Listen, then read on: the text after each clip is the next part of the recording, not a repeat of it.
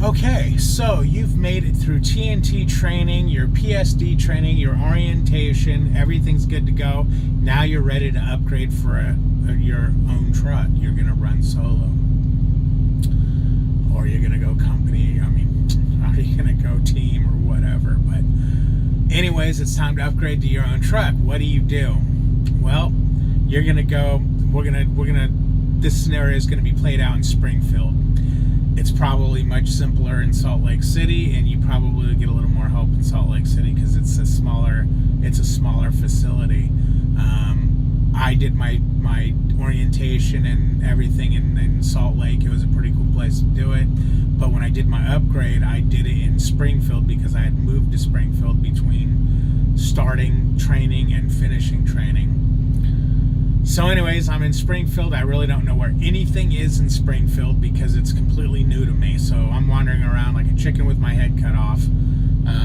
They'll tell me to go here, and I'm like, well, go where? And, it was just a nightmare finding stuff. But anyways, I found the leasing department. I went in and I, walked up and I said, hey, I'm here to lease a truck. And she goes, okay, you're number 36 on the list. It's going to be a few days. No, I don't have a few days, lady. I got to go to work. I've been off for 10 already. So I take my happy ass and I move it right over to the company line. And I said, hey, I'm here. I'm, here to get a truck. And she goes, it's going to be a day or two. Okay. So no matters what, I'm waiting. All right, leasing. What about you? Can I get a new truck? No? Okay, I'm going to stay company.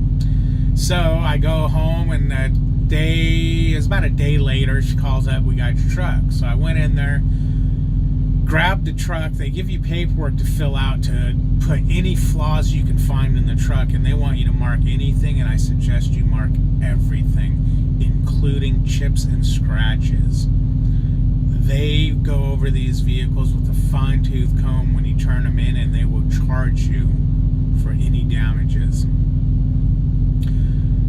Like right now, I'm going to have to buy a new CB cover for this thing because on the paperwork, when it came to what's the CB cover like, my dumbass looks at the stereo cover and says, oh yeah, it's fine. And then when I went to put a CB into the truck, half the damn cover's missing up there. Okay, so you get your truck, you do the paperwork, any repairs that need to be done that you find, you'll take it over to the tractor shop, give them your paperwork, and basically what they do is they're going to go over it and make sure everything you wrote down is correct. They'll fix anything that absolutely needs to be fixed that is critical to the vehicle running. They will not fix anything that doesn't need to be fixed, that cosmetic or anything like that. Like, I had a big hole in the roof of the truck. They put a piece of duct tape over it so water don't get in. One of the fairings, all the mounts were broken on it. Well, they just drove bolts to the side of the body. So the truck looks like Frankenstein. Pretty much anything that absolutely has to be fixed, they will Mickey Mouse and make work. Anything else, they just leave, which is fine. You know what? You're a company driver. Truck's got dents and scratches in it. So be it. It's their truck. It's their company. They want me running around in a truck that's dented, scratched, and rusty. It's on them. Yeah, my tear guard was completely rusted out. They went ahead and did a quick half-ass spray job on it, which was great for about 3 days. It's all rusty again. Rust is like cancer, unfortunately. Unless you remove it, it's going to just come right back. So I got the truck. I pick it up from the tractor shop. Everything's cool. Now what? Well, now you need to go to driver's lineup and get your load. Okay, well, where's driver's lineup? Well, it's in the Plaza building. Where's the Plaza building? It's over there. Okay, so you drive over there, you park in that lot, you walk in, and then you go over to driver's lineup, and if they'll tell you, well, have you seen permits yet? No? Okay, well, go get your permit. Oh, yeah, that's right. So you go over, you get all your permits for the truck. They give you a sheet that tells you everything you're supposed to have permit-wise, and then you can go in and check all the permits. I found that the HUT sticker on this truck was in the wrong spot, And I told them about it, and they actually had me remove the HUT sticker and throw it away, and they gave me a piece of paper saying that they applied for a new one. I guess having it on there in the wrong spot, I could be ticketed rather than not having it at all and then having the thing saying that the sticker's, being replaced. So whatever. So I did that, made sure all the stickers were on the truck. They made sure all the logs were up to date. Then at that point, I went over to driver's lineup, and they said, okay, well, who's your dispatcher? I don't know. Nobody told me who my dispatcher is. No one's really told me anything. They just look at you and they expect me to know what to do, but I'm just rolling with the punches, and I'm getting through it step by step. So hopefully this video helps somebody else, or at least gives you an idea of what you're going to run into. So you're going to go to leasing, you'll get your truck, you'll fill out paperwork for the truck, you're going to take that paperwork over to the tractor shop, and then you're going to tell them where your truck is parked. There's numbers in the parking spots so they can go get the truck, or they might tell you to bring it right over, but usually not, because they're usually really busy. Okay, so we did that, then we went over, we got our permits, made sure all the permits are good on the truck. Now we went to driver's lineup. They asked us for our dispatcher. We didn't know, so they looked it up. They gave us our dispatcher's name and phone number. Driver's lineup also will give you your load assignment. Whenever you're in Springfield and you're leaving empty, you go to driver's lineup and they give you the load assignment. Not dispatching, not like in Salt Lake, dispatch would dispatch you a load assignment. No, driver's lineup does it. So once you get your load, you're going to go out to your truck, and your Qualcomm is going to have, now if you went through PSD training with a trainer that didn't use the Navi system on the Qualcomm, well, if you're a company driver, you have to use the Navi system on the Qualcomm. If you're a lease guy, you don't have to, but I'll tell you, I'm going to be going lease here soon, and I'm going to pay the extra fee for that Navi system, because I think it's a very, very good tool out here to help you find your locations. They have it set up to where it seems to pinpoint the driveways of where the truck entrance is. The truck entrances are on most locations to where your Rand McNally GPS just takes you to usually the main parking lot, the main entrance, which is not usually truck friendly. So you'll get your load from driver's lineup, and then you'll have to learn how to use your Navi system, because I don't know anybody there that knew how to use it. When I asked around, as far as like dispatch, didn't know. I don't know. Maybe